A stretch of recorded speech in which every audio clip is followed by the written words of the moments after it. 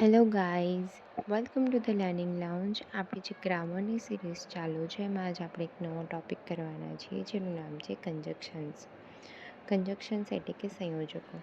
So let's start. Today we are going to learn all about conjunctions. આપણે આજે બધા જ કંજક્શન્સ વિશે એકદમ ડિટેલમાં ભણવાનું છે કે કયા કંજક્શન શું દર્શાવે છે, ક્યારે એનો યુઝ કરવો, આ બધું.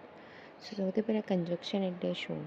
તો conjunctions are used to join two words, phrase, close together in a sentence. એટલે કે કંજક્શન્સ બે કે તેથી વધુ વિગતોને જોડવા માટે યુઝ થતો હોય છે, જેને આપણે ગુજરાતીમાં સંયોજક કહે છે. સો કાઇન્ડ્સ ઓફ કંજક્શન્સ એટલે કે કંજક્શનના પ્રકાર. તો આપણે અલગ અલગ પ્રકારના કંજક્શન્સ જોવાના છે કે શું દર્શાવે છે. અહીંયા જે નીચે આપેલા છે એકવાર જોઈ લેજો. બધા જ આપણે આગળ ડિટેલમાં સ્ટડી કરવાના છે વિથ એક્ઝામ્પલ્સ. ઓકે, તો સૌ પ્રથમ છે કંજક્શન શોઈંગ કોન્ટ્રાસ્ટ એટલે કે વિરોધી સંયોજકો તો વિરોધ દર્શાવતા સંયોજકો.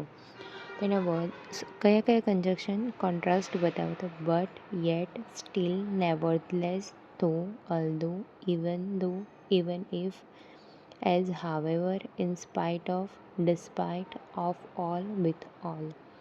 આ બધા છે કોન્ટ્રાસ્ટ દર્શાવે. He worked hard but he failed. However he is rich he is unhappy. Still, yet અને nevertheless is used in place of but. બટની જગ્યાએ આપણે સ્ટીલ, યેટ અને નેવરધલેસને યુઝ કરી શકીએ છીએ. આ બધા જ સંયોજકો છે એ વાક્યની વચ્ચે આવે છે. વાઇલ અને વેરેસ કોન્ટ્રાસ્ટ અને કમ્પેરિઝન બંને દર્શાવે છે. એક એક્ઝામ્પલ જોઈએ. Jack is active while all whereas John is lazy. Comparison પણ બતાવે અને કોન્ટ્રાસ્ટ પણ બતાવે છે. ત્યારબાદ છે ક્યુમ્યુલેટિવ કંજક્શન્સ એટલે સમુચ્ચયવાચક સંયોજકો. તો એમાં આવશે એન્ડ અને as well as. Such conjunctions add something to the sentence rather than contrasting them. એટલે કે આ સંયોજકો કંઈક ઉમેરવા માટે વપરાય છે પરંતુ કોઈ કોન્ટ્રાસ્ટ નથી બતાવતા.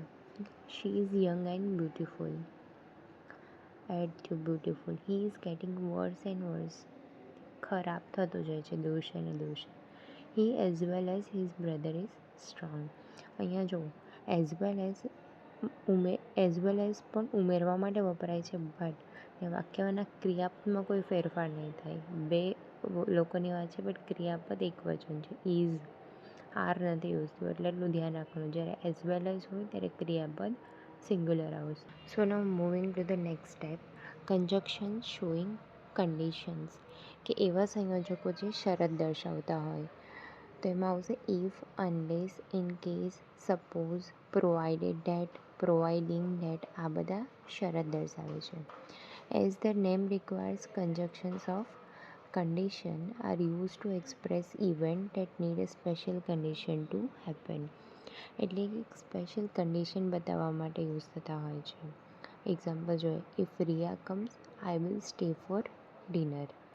હી won't go to sleep unless you tell him a story. Keep the blanket in case it's cold at night. એક કન્ડિશન બતાવે, શરત બતાવે છે. ઓકે, પછી not will not come after unless પછી નોટનો યુઝ નહીં થાય. You can come provided it your mother is okay with it. નોટનો યુઝ અનલેસ પછી નહીં થાય. આ એક ધ્યાન રાખવાનું. પછી ક્યારે બે સંયોજક સાથે નહીં યુઝ કરવાના, લાઈક ઇન કેસ અને ઇફ, સપોઝ કે એવી રીતે. એવું નહીં કહેવાનું કે in case if he fails. In case અને ઇફ જોડે ના આવે. કોઈ પણ બે સંયોજક એકસાથે ના આવે. ઇન કેસ ઇફ ફેલ આવે યા તો ઇફ હી ફેલ આવે. Okay, now conjunctions indicating reason એટલે કારણ દર્શાવતા સંયોજકો. બીકોઝ, એઝ, સિન્સ અને for. And since used in place of because but because not use in starting of sentence. આપણે એઝ અને સિન્સની જગ્યાએ બીકોઝ યુઝ કરી શકીએ પણ વાક્યની શરૂઆતમાં બીકોઝ નહીં યુઝ થાય. I stayed home because it was raining. Since or as he was ill, he could not attend the meeting. He failed since he was careless in the study. પછી for is used in middle position. He was happy for he had found his purse. Because of, due to, on account of, owing to also shows reason. આ બધા પણ reason દર્શાવે છે. Because of my parents I stand on my feet today. The bus was delayed due to heavy snow. તો આ બધા જ કારણ દર્શાવતા સંયોજકો છે. So next is conjunctions indicating purpose એટલે કે હેતુ દર્શાવતા સંયોજકો. Like so that, in order that, so as to, આ બધા પર્પઝ બતાવે. It explain why or for what purpose something happens. In order to, with a view to, આ બંને પણ પર્પઝ દર્શાવે છે. એક્ઝામ્પલ જોઈએ. Eat so you may live. He works hard so that he may get first class. She went abroad in order to earn money. Sonal worked hard with a view to getting good marks. With a view to પછી ing form આવશે. આ એક ધ્યાન રાખવાનું. આ બધા જ સંયોજકો છે. So that, in order two, આ બધા આપણને હેતુ દર્શાવે છે. શું કામ કરવું એ રીઝન બતાવે છે. નાઉ કંજક્શન્સ ઇન્ડિકેટિંગ રિઝલ્ટ એટલે પરિણામ દર્શાવે. So therefore that, they are use to express the result of an action or a event. કોઈ પણ ક્રિયા થાય છે એનો શું રીઝન છે, શું પરિણામ છે એ દર્શાવે છે.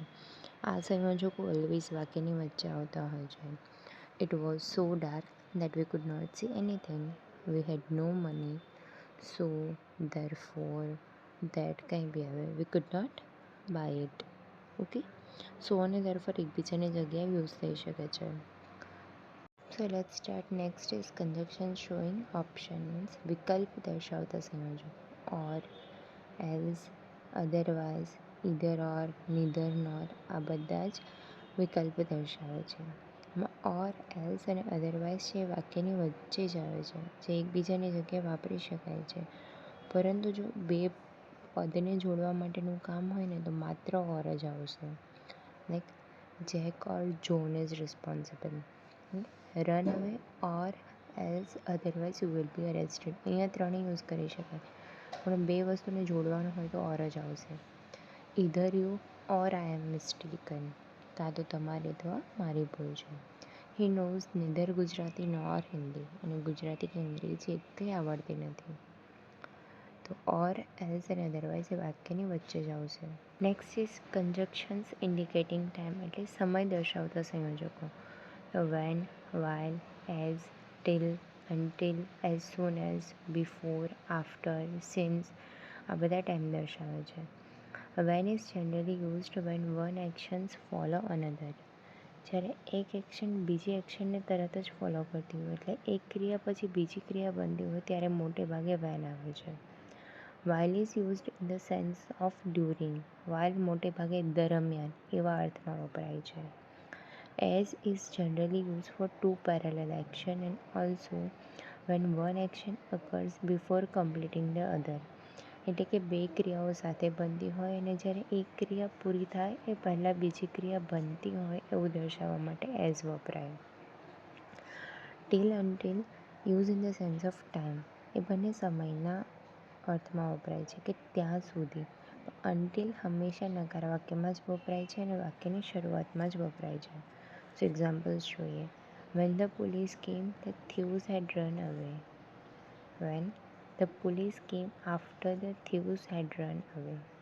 Don't laugh while you are eating. As the sun rose the fog disappeared. Wait till or until he comes. Till પણ યુઝ કરી શકીએ, અનટીલ બી યુઝ કરી શકીએ. Until you tell me how can I help you. Till, until એકબીજાની જગ્યાએ વાક્યની વચ્ચે use થશે. વાક્યની શરૂઆતમાં અનટીલ આવશે, ત્યાં ટીલ યુઝ નહીં થાય. નેગેટિવ સેન્ટેન્સમાં બી અનટીલ આવશે, આટલું ધ્યાન રાખવાનું. ત્યારબાદ કમ્પાઉન્ડ કંજક્શન્સ એટલે કે સંયુક્ત સંયોજકો. No sooner than, hardly when, as soon as, scarcely when, so that, such as if, આ બધા એકબીજાની હારે આવે, એકલા ના યુઝ થાય એટલે એને કમ્પાઉન્ડ કંજક્શન્સ કહેવાય. After not, nor is used. Not પછી નોરનો ઉપયોગ થશે. No other is followed by then. No other પછી ધેન થશે. એક્ઝામ્પલ જોઈએ. No sooner did the teacher enter the class then the students stood up. No sooner then સાથે use થયું. As soon as the teacher entered the class, the students stood up. As soon as હારે use થશે. Hardly or scarcely had the teacher entered the class when the students stood up. Hardly scarcely સાથે when use થશે. I don't know her, nor does my brother. Not આવ્યો તો પાછળ nor use થયું. He had no other options than surrender. No other પછી then use થશે. આ બધું યાદ રાખવાનું કે નોટ હોય તો નોર આવશે, નો અધર સાથે ધેન આવશે, નો સુનર સાથે ધેન આવશે, સ્કાર્સલી અને હાર્ડલી સાથે વેન આવશે. આ બધા બહુ યુઝ થશે. WH કન્જક્શન્સ વેર, વેનેવર, વેરેવર, વેન્સ, વિધર, આ બધા WH કન્જક્શન્સમાં આવશે. તો પહેલાં જોયું કે વેર, વેરેવર, વિધર, વેન્સ આ જગ્યા દર્શાવે છે. My dog follow me wherever I go. The police went where he was hidden. When, whenever, while આ બધા ટાઈમ દર્શાવે છે. Tell me about it whenever you feel right. Why A reason બતાવે છે કે nobody knows why she is upset.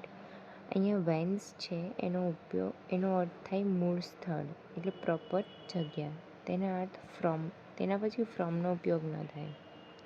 She went back when she came. Vans માટે WHENS vans છે એનો મતલબ થશે મૂળ સ્થળે. એના પછી ક્યારે આપણે ફ્રોમ યુઝ નહીં કરીએ. આ એક વસ્તુ યાદ રાખજો. So next is conjunction in indirect speech. That conjunction is generally used while converting direct into indirect. એટલે ડાયરેક્ટ સ્પીચમાંથી ઇનડાયરેક્ટ કરીએ ત્યારે that યુઝ થાય. અને in question sentence WH conjunction are used. ક્વેશ્ચનવાળા સેન્ટેન્સ હોય એમાં WH કન્જક્શન યુઝ થતું હોય. સ્ટેટમેન્ટ છે he said that he would be late. Exclamatory છે કે she exclaimed with joy that it was very lovely scene. He asked her why she was upset. અહીંયા why અને ઉપરના બંને સેન્ટેન્સમાં that આ બધા કન્જક્શન્સ છે જે આપણે ડાયરેક્ટ સેન્ટેન્સને ઇનડાયરેક્ટમાં ફેરવીને ત્યારે યુઝ થતા હોય. અહીંયા અમે ડાયરેક્ટ ઇનડાયરેક્ટ મીન્સ કે સીધા જ ઇનડાયરેક્ટ સેન્ટેન્સ આપી દીધા છે. બાકી વધારાનું સ્ટડી આપણે ડાયરેક્ટ ઇનડાયરેક્ટ ટોપિકમાં કરશું. Next is correlative conjunctions. એ ઓલવેઝ પેરમાં હશે. Either or, neither nor, but also, not only but also, both and, whether or. જે કોરિલેટિવ કન્જક્શન્સ છે ને એ બે સમાન વિગતોને જોડે છે. લાઈક બે નાઉનને, બે વર્બ્સ, બે એડજેક્ટિવ્સ, બે એડવર્બ્સ આ બધાને જોડે છે. સો એના માટે બંને ઘટકો વાક્યમાં યોગ્ય જગ્યાએ મૂકેલા હોય આપણે ધ્યાન રાખવાનું હોય.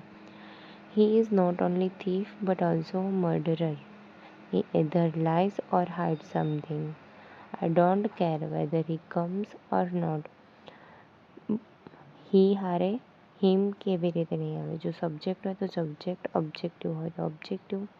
એ ધ્યાન રાખવાનું. નાઉન સાથે નાઉન જ આવશે. એડવર્બ સાથે એડવર્બ જ જોઈન થશે. તો that's it four today. Thank you for watching. અને જો તમને અમારા વિડીયો ગમતા હોય ને તો એક લાઇક કરી દેજો, કમેન્ટ કરી દેજો, તમારા ફ્રેન્ડ્સ જોડે શેર કરી દેજો. સો એ બી અમારા વિડીયોઝ જોઈ શકે.